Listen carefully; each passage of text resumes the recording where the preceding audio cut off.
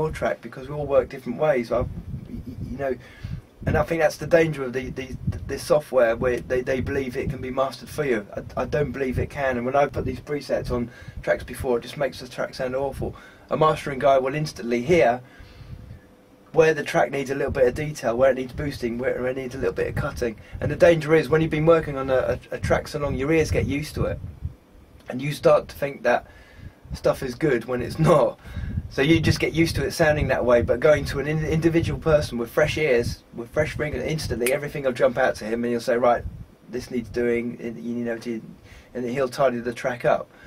And I think that's a good part of sending to a mastering place. You know, at least, you know, it'll come back. And again, you can, you know, if he's overdone certain elements of the track, you know, send it back. So I didn't quite want it with those dynamics. But I think the important thing is, when you send something to a mastering studio, give him some other tracks to cross-reference to that you like the sound of. Give him as much information as you can, you know, how you want the track to sound, what feel you're after, and hopefully if he's a good guy, it'll come back and it'll be exactly how you want it.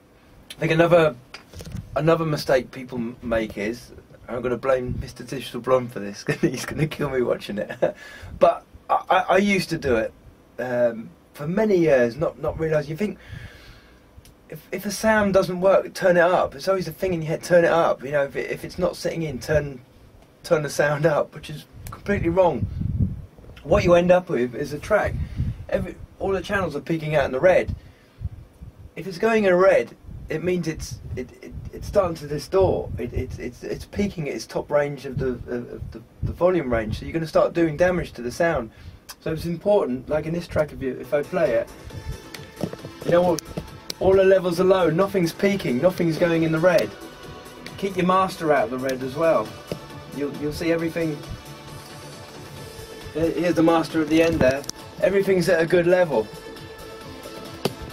The more you do this, the more your track's going to sound great. I've just seen it happen so many times. People you turn one thing up, then you can't hear another. They're turning another thing up. Eventually the levels are just going so high. You see all the channels peaking in the red. That red means danger. You're peaking out channels in, you know, some top end frequency. Could be, your ear might not be able to hear them, but they'll be distorting, and it'll damage the sound of the track. So always try and keep an eye on those levels. You know, if you can't hear the track for a reason, don't just grab for the volume. You know, try the EQ. Try boosting just a certain frequency that you want to hear. Don't, you know, turn the volume of the whole thing. Boost something up. Or probably more important, before you reach for a boost, is cut something else. Listen, something might be covering that sound that you want to hear, so have a listen to it very carefully. That's what I generally aim for first, is look around, see what other sounds are playing at the same time. Do some cuts at the frequency range where the other one's trying to come through, and quite often that'll fix it, so you haven't had to turn anything up. So try the cuts first, and do the boost as the second option. But generally, if you can't hear something, don't turn it up. Thanks for joining me in the creation of our remake of Oxygen. I hope I've made some sense to you and I haven't waffled on too much. I did try not to get too technical and lose you and speak in layman's terms. I think the important thing is, what I've learned from the past is, it's your confidence. No artist in this world has his confidence. You know, it's a difficult thing. You've got to start believing in yourself. Believe it or not, I'm very an unconfident person, but it's through tutorials like this, reading magazines like this, where I've learnt my skill. And it's just so important to stick with it. Yes, you're going to make mistakes, make those mistakes, but don't get put off. Don't want to give up, throw the towel in, thinking, oh, I'm never going to be able to do this. Why does someone's track sound bright and crisp and mine sounds awful?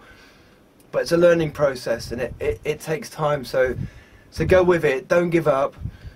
Learn those mistakes, learn from them, and good will come from it. You know, where are we now? How long have I been producing? 16 years, and you know, good part of those early parts of my production was learning, and I only feel more confident now. And it still, every day I'm learning new things, and it's amazing from these exact tutorials what I learn myself.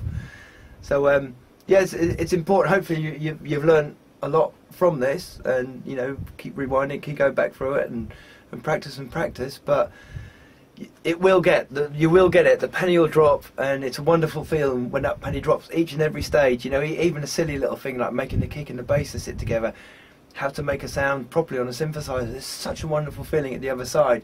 Then you look back and you realise why your track was going wrong. So you know, all these little things that you can't do, you will learn. There will be a point where you'll learn something. Oh, thank God for that! My track sounds wonderful now. That's why it was sounding muddy. This is why it was sounding terrible. And it all does come together eventually. So stick with it. You'll have fun doing it.